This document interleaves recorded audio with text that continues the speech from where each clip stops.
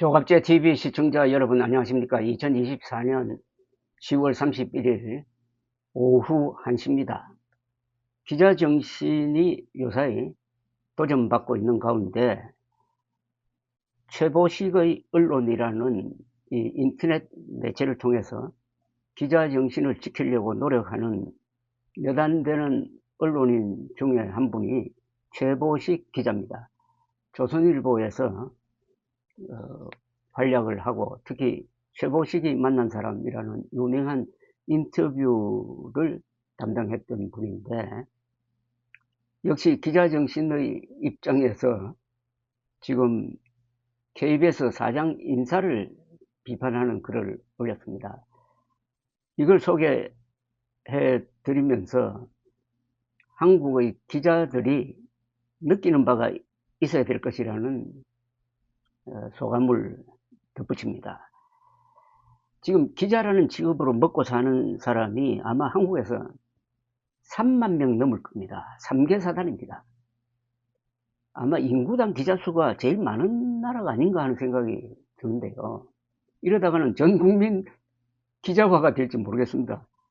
여기는 유튜브를 포함시키지 않는데 SNS의 발달로 해가지고 전 국민들이 기자가 될 수 있는 수단을 갖고 있습니다. 인터넷 글이라든지 페이스북 글이라든지 유튜브 동영상이라든지.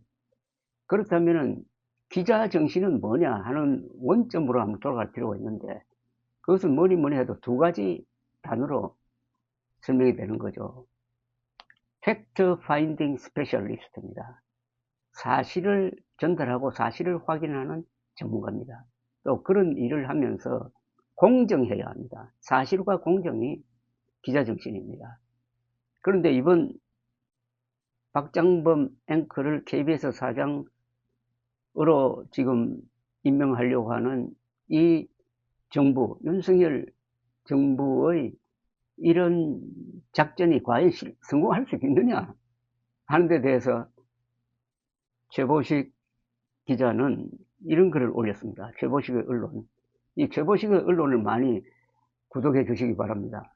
그야말로 피가 되고 살이 되는 사실에 입각하고 공정한 글들이 많이 실려 있습니다. 조그만 파우치, 박장범 앵커의 KBS 사장 임명은 왜 바보 같은 선택인가? 역대 정권마다 KBS 사장 후보자에 대해서는 늘 야권의 반대가 있었다. 그럼에도 다 임명됐다. 정권에서는 내 사람이라고 확신해서 밀릴 수 없다며 그 자리에 앉히는 것이다. 문제는 그렇게 힘들게 임명했지만 그 KBS 사장이 정권을 위해 크게 보탬이 된 적은 없었다. 특히 우파 정권에서 그랬다. 윤석열 정권은 공영방송의 운동장이 한쪽으로 기울어졌다고 해서 민주당 등 좌파 진영과의 험한 전투 끝에 문화일보 출신 박민씨를 사장으로 임명했지만 그가 사장이 된 뒤로 KBS가 언론기관으로서 제 역할을 되찾은 것도 아니고 KBS 시청률은 오히려 떨어졌으며 무엇보다 현 정권에 크게 도움이 됐던 것 같지도 않다. 박민 현 사장의 후임으로 박장범 메인뉴스 앵커가 차기 사장 후보로 내정되었다. 박장범 씨는 지난 23일 KBS 이사회에서 야권 이사 4명 모두 표결을 거부한 가운데 여권 이사 7명이 참여한 투표에서 과반을 넘겨 사장 최종 후보로 선임되었다. 통상 이런 과정에는 과거 정권에도 그랬지만 대통령실의 입김이 작용한다. 박장범 앵커에게는 조그만 파우치가 별명처럼 따라다닌다. 지난 2월 윤 대통령 신년대담에서 이른바 파우치, 외국 회사의 조그만 백이라고 그가 질문에서 먼저 꺼냈던 말이다. 그때의 김 여사 봐주기 인터뷰 공로로 자기 KBS 사장 후보가 됐다고 보는 것이다. 일각에서는 대통령의 술친구가 박민 현 사장, 김 여사의 사람 박장범으로 바뀌었다는 조롱이 나온다. 박장범 씨의 직군 후배들인 KBS 기자들이 기수별로 반대 연명 성명을 내고 후보 사퇴를 요구하고 있다. 이미 30개 기수 500명 가까운 기자들이 참여했다고 한다. 이들을 좌파 성향 등으로 접근하는 것은 옳지 않다. 후배 기자들은 박장범 씨가 자신들의 직업적 자존심을 건드렸다고 보는 것이다. 이들은 박장범 앵커가 사장이 되면 앞으로 더 노골적인 용산방송 땡윤 뉴스가 될 것이라고 말한다고 한다. 박장범 씨 이미지가 그렇게 비치도록 한 것이지 사실 그가 사장이 된다고 해서 KBS가 그렇게 바뀔 리는 없다.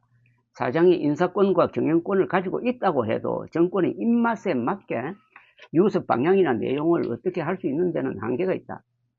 일선에서 따르지 않을 뿐더러 금방 저항에 부딪힌다. 기자와 PD 집단이 그렇게 만만하지 않다. 심지어 조선일보 같이 사주가 있는 언론사에서도 실제 그게 쉽지는 않다. 대통령실은 언론사 구성원들은 기본적으로 말이 많은 집단이란 걸 잊고 있다. 야당이나 좌파 진영 같은 바깥쪽의 반대는 그렇다 쳐도 이런 기자 후배들의 반대는 박장범 씨가 KBS 사장이 되려는 데 있어 가장 치명적이다. 자신의 직속 후배들에게서조차 기자로서 존중을 못 받으면 사장이 된들 그의 말에 무게가 실릴 것이다. 그동안 윤 대통령의 인사를 보면 정말 아마추어라는 느낌을 갖게 된다.